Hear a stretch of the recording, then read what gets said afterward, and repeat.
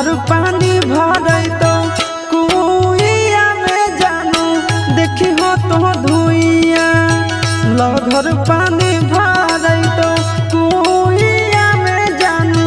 देखी हो तो धुइया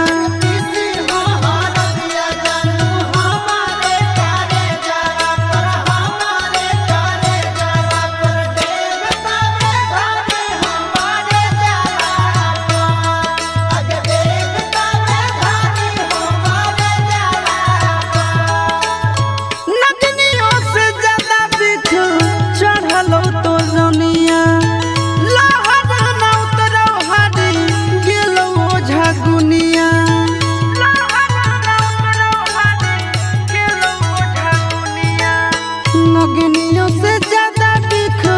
चढ़ल तो रनिया लहर न उतरल हरी गेलो झगुनिया कि मरल धरल रहबो हम भुइया में जानू देखी हो तो धुइया लहर पानी भरे तो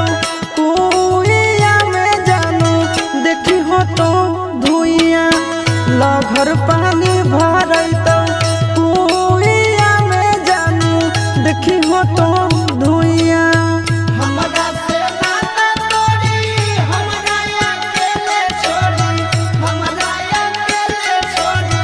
चल जइबी भोरे ससुर रलिया सजनी आगे चल जइबी भोरे ससुर रलिया सजनी आगे धरती के परत से काट देना ना मुझे स्वर्ग चाहे नरक जगह दे द कहे राम जी स्वर्ग चाहे नरक जगह दे द कहे राम जी धरती के परत से काट देना ना मुझे स्वर्ग चाहे नरक जगह दे द कहे राम जी क्यों जाइत चिट्टुआ सुसपुरा बाइया में जानू देखी हो तो धुइया लहर पानी भरे तो कुइया में जानू